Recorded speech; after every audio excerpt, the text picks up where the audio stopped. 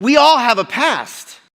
The only way we are where we are today is because one of those provisions we talked about a week ago, God's grace and mercy in our life that allowed us to surpass who we were, to be who we are today, even though who we are today is not who we're going to be tomorrow.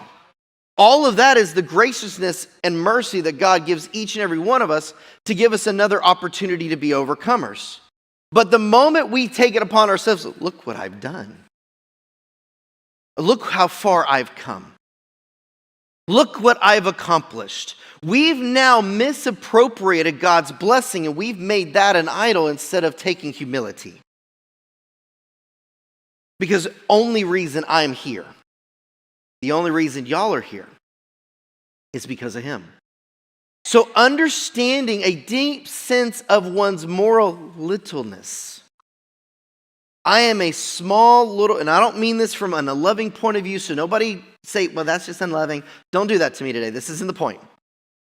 I am a little bitty fraction in what God's trying to accomplish in this world. I am very blessed just to be a part of that little bitty fraction. Because when you think about the totality,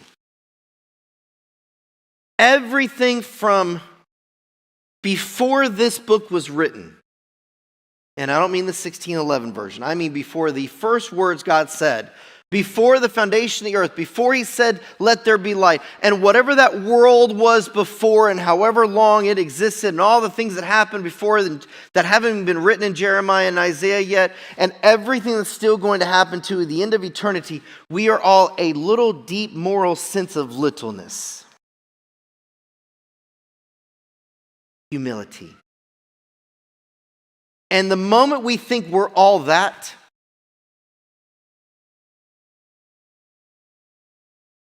God is going to find a way to remind us of our deep moral sense of littleness.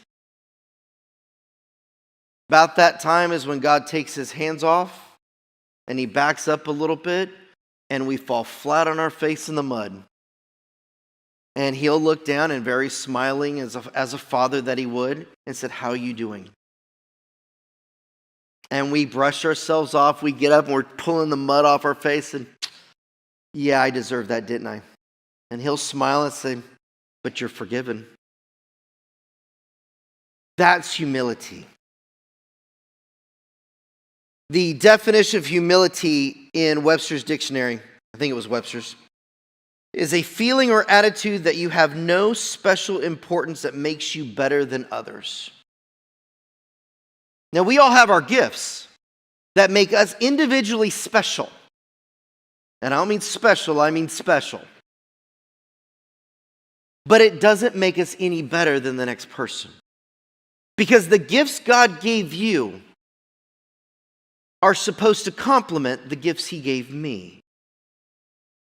Because the moment we stand alone, all by ourselves, and try and walk in our gifts without everyone else, guess what happens? Nothing.